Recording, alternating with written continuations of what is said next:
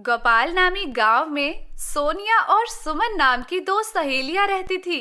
सुमन अपने माता पिता के साथ छोटे से मकान में रहती थी। वही सोनिया बहुत ही बड़े घर में रहती थी और बहुत अमीर थी।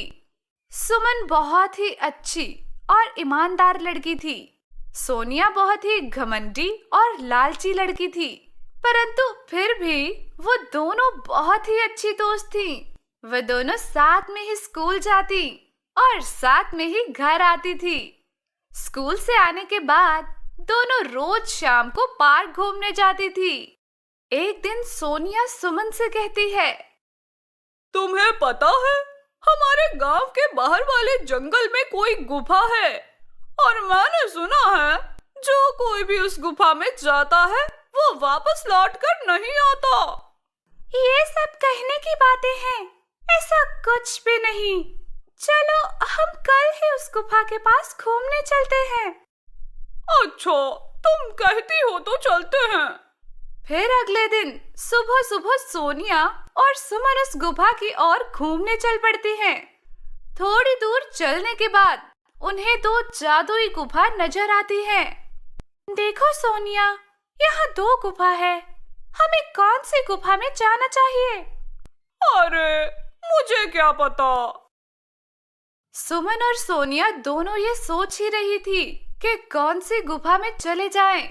तभी वहाँ एक परी प्रकट होती है और कहती है,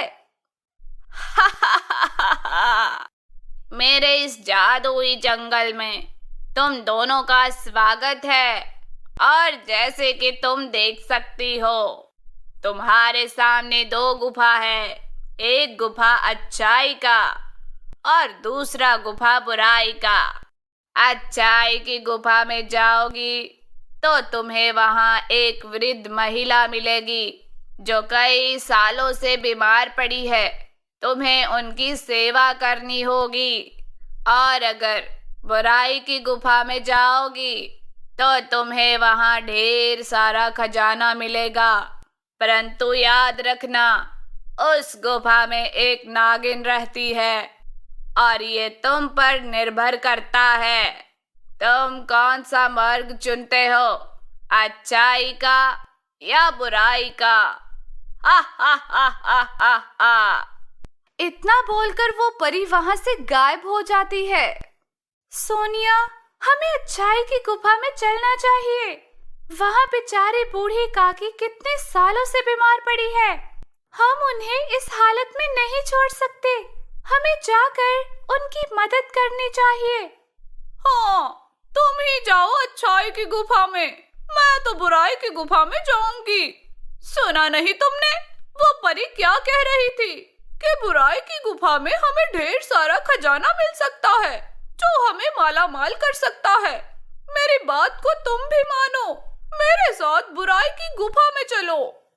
नहीं सोनिया, मैंने बचपन से ही सीखा है कि हमें हमेशा अच्छाई के रास्ते पर ही चलना चाहिए।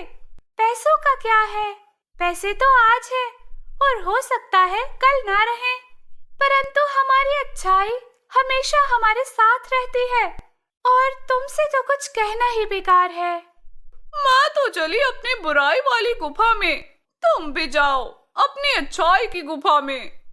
इतना कहकर सोनिया बुराई की गुफा में चली जाती है और सुमन अच्छाई की गुफा में। सुमन को थोड़ी दूर चलने के बाद गुफा के अंदर बहुत ही खूबसूरत दुनिया नजर आती है, जहाँ बहुत ही सुंदर सुंदर फूल खिले थे, तरह तरह फल लगे थे। सुमन को बहुत भूख लगी तो वो पेड़ से फल तोड़कर खाने लगी। वाह, ये तो कितना स्वादिष्ट फल है। तभी सुमन को वहाँ एक कुटिया नजर आती है जिसमें से खांसने की आवाज आती है। सुमन उस कुटिया के पास जाती है और कहती है, मैं आ गई हूँ आपकी देखभाल करने के लिए। अब आप बहुत ही जल्दी ठीक हो जाओगी। सुमन सच्चे मन से उस अम्मा की देखभाल में लग जाती है, दिन रात उनकी सेवा करती है।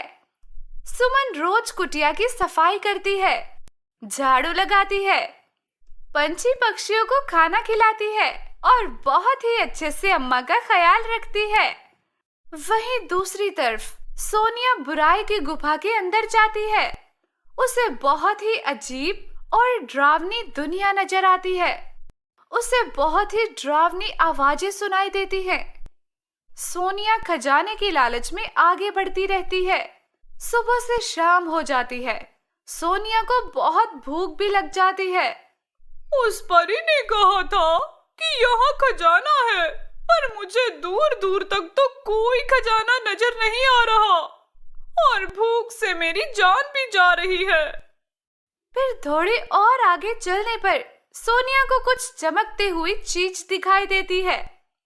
अरे वाह, मिल गया खजाना। मैं जल्दी से उस खजाने के पास जाती हूँ और सारा खजाना ले लेती हूँ। फिर मैं और अमीर बन जाऊंगी। हा हा हा। ये सोचकर सोनिया खजाना लेने आगे बढ़ती है। उसे वहाँ ढेर सारा खजाना नजर आता है। अरे अरे वाह, इतना सारा खजाना। सुमन तो पागल है जो अच्छाई की गुफा में चली गई। अगर वो मेरे साथ बुराई की इस गुफा में आती तो उसे भी इतना सारा खजाना मिल जाता। पर कोई बात नहीं, अब ये सारा खजाना अकेले ही मेरा है। हा हा हा हा। ये सोचकर सोनिया जैसे ही खजाने को हाथ लगाती है तो वो खजाना गायब हो जाता है। अरे ये क्या? ये खजाना मेरे हाथ में क्यों नहीं आ रहा? खजाने को पकड़ने के लिए सोनिया जैसे ही खजाने को लेने के लिए हाथ आगे बढ़ाती है, खजाना गायब हो जाता और हाथ पीछे करती तो खजाना वापस आ जाता। अरे ये क्या हो रहा है मेरे साथ? तभी उसके सामने एक नागिन प्रकट होती है। हे, लालची लड़की, अब तेरा लालच ही तुझे ले डूबेगा। अब तू यहाँ से जिंदा बचकर नहीं जाएगी और मेरा भोजन बनने के लिए तैयार हो जा। मैं कई सालों से भूखी हूँ और आज जी भर के तुझे खाऊंगी। हा हा हा हा। नहीं नहीं, मुझे छोड़ दो, मुझे जाने दो। मुझे कोई खजाना नहीं चाहिए, कृपया मुझे छोड़ दो। परंतु नागिन सोनिया को वही डस लेती है और डसने के बाद सोनिया चूहे में बदल जाती है। जो भी बुराई की गुफा में आएगा उसका यही हाल होगा। हा हा हा हा। दूसरी तरफ सुमन सच्चे दिल से उस अम्मा की देखभाल में लगी हुई थी।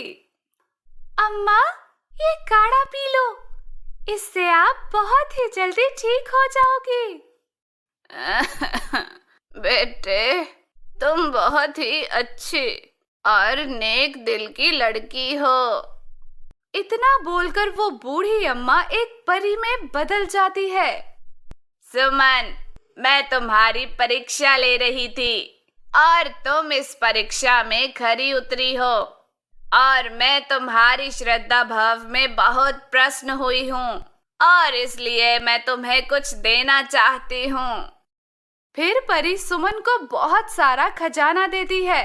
सुमन परी का धन्यवाद देकर वो खजाना लेकर उस गुफा से बाहर आ जाती है। गुफा से बाहर आने पर उसे पता चला कि उसकी सहेली सोनिया, जिसको नागिन ने डस लिया है, और वो वही गुफा के अंदर चूहा बन गई है। इस बात का सुमन को बहुत अफसोस होता है। काश सोनिया, तुम मेरे साथ अच्छाई के रास्ते पर चली होती तो तुम आज मेरे साथ होती। तभी वहाँ सोनिया चूहे के रूप में आती है और कहती है, सुमन, तुम बिल्कुल सही कह रही हो। खजाने की लालच ने मुझे अंधा कर दिया था, जिस कारण मैं बुराई की गुफा में जाने के लिए मजबूर हो गई। परंतु तुमने लालच नहीं किया और अच्छाई का मार्ग चुना, जिस कारण तुम्हें खजाना लेने की इच्छा न होने पर भी तुम्हें इतना सारा खजाना मिला। काश मैं भी तुम्हारे साथ अच्छाई की गुफा में गई होती, पर अफसोस मेरे लालच ने ही मुझे ले डूबा। इतना कहते ही परी वहाँ पर आती है और सुमन से कहती है, तुम्हारी बातें सुनकर लग रहा है कि तुम्हें अपने किए पर पछतावा हो रहा है। और ऐसे कहते ही परी सोनिया को वापस इंसान में बदल देती है। दोनों सहेलियां परी का धन्यवाद करती हैं और वादा करती हैं कि अब ये शिक्षा हम आगे भी सभी दोस्तों को बताएंगे।